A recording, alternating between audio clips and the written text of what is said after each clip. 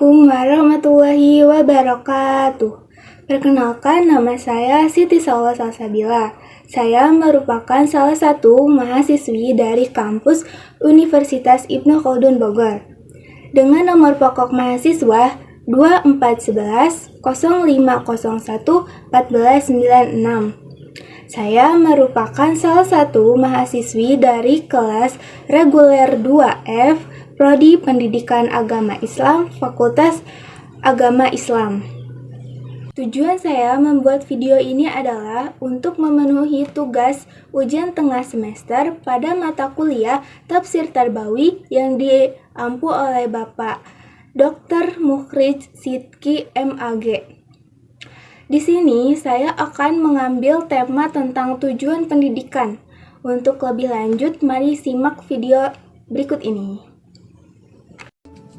Di dalam Al-Quran ada banyak sekali ayat yang memiliki hubungan antara ayat tersebut dan tujuan pendidikan. Salah satunya ada pada surah Al-Zariyat ayat 56 yang berbunyi Bismillahirrahmanirrahim. Wa ma khalaqtul jinna wal insa illa liya'budun.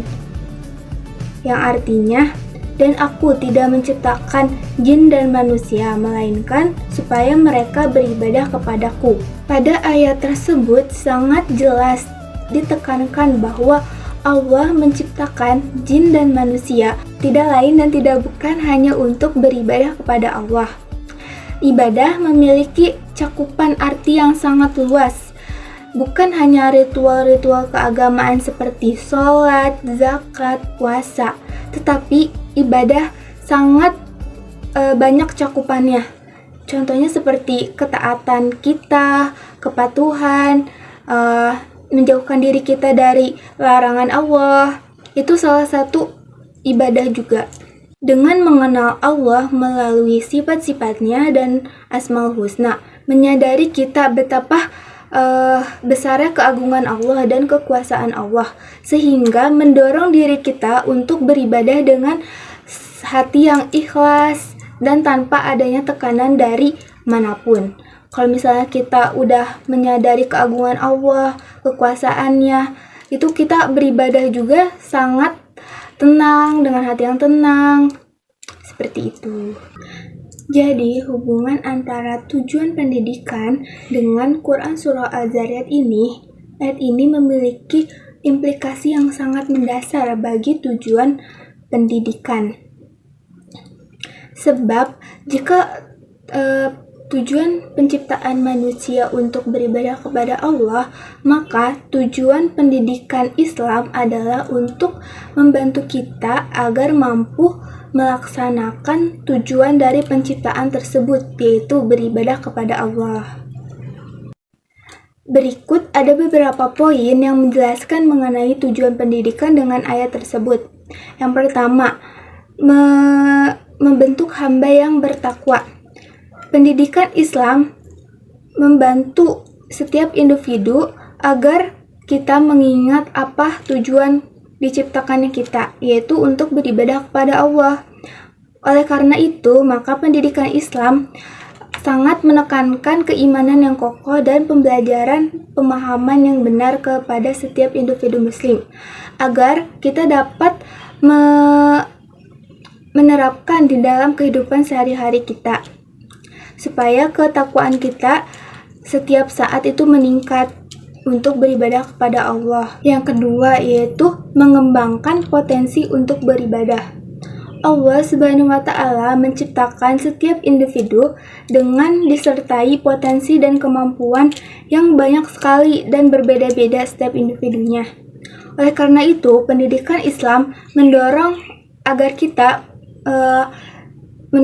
agar kita untuk memiliki potensi-potensi yang kita miliki untuk bernilai ibadah. Seperti kita bisa melakukan kegiatan apa saja, tetapi dengan diiringi dengan bismillah atau sholawat, itu maka akan dinilai ibadah juga. Maka jangan sampai kita melewatkan hal-hal yang kita anggap pekerjaan yang biasa aja, tetapi itu juga bisa bernilai ibadah kalau disertai dengan bismillah, mengingat Allah, dan lain-lain. Dan yang paling utama itu dengan niat kita, karena kalau kita melakukan setiap sesuatu, kalau niat kitanya itu salah, maka akan salah juga ke depannya, walaupun itu kebaikan. Maka semua tergantung dengan niatnya. Jadi jangan sampai kita salah niatnya. Yang ketiga yaitu mengenal Allah. Salah satu tujuan utama pendidikan Islam yaitu untuk menanamkan kepada setiap individu muslim tentang keesaan Allah Subhanahu wa taala, yaitu Tuhan yang menciptakan kita semua dan seluruh isi alam semesta ini melalui sifat-sifatnya, Asmaul Husna, terus ciptaannya, keagungannya, keesaannya. Dan diharapkan dengan kita mengenal semua kekuasaan Allah, ciptaan Allah itu, kita tumbuh rasa cinta, rasa harap, rasa takut, dan rasa ketergantungan. Jadi kita hanya ketergantungan dan memohon diri kepada Allah Subhanahu wa taala, tidak kepada zat-zat yang lain, yaitu hanya kepada zat yang maha kuasa, yaitu Allah Subhanahu wa taala. Karena setiap seisi alam semesta ini, yaitu yang mengendalikannya itu Allah Subhanahu wa taala. Maka kita jika ingin meminta pertolongan hanya kepada Allah, bukan kepada lain-lain. Yang keempat yaitu mempersiapkan kehidupan kita di dunia dan di akhirat. Ibadah secara komprehensif itu mencakup aspek kehidupan di dunia. Pendidikan Islam tidak hanya bertujuan mempersiapkan kehidupan di dunia saja, melainkan untuk kehidupan di akhirat nanti. Dengan pembekalan dan pemahaman yang benar, maka kita akan mampu mempersiapkan diri kita untuk di akhirat nanti. Jadi kita tidak memikirkan di dunia saja, melainkan ada kehidupan setelah di dunia ini, yaitu kehidupan utama kita, yaitu ada di akhirat nanti. Jadi di dunia ini itu kita seperti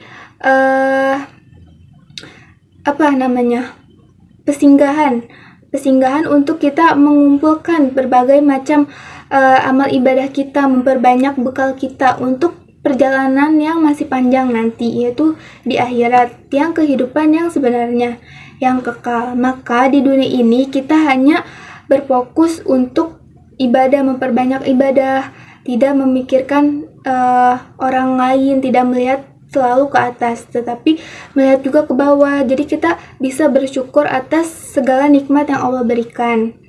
Kita juga jangan sampai lupa karena kita keasikan misalnya ibadah, kita sampai lupa kalau kita masih ada di dunia. Jadi harus setara untuk di dunia dan di akhirat. Jadi surah Al-Zariyat ini memiliki landasan teologis yang sangat kuat bagi pendidikan Islam, karena ayat ini menegaskan mengenai aktivitas hidup manusia yang diarahkan kepada beribadah kepada Allah.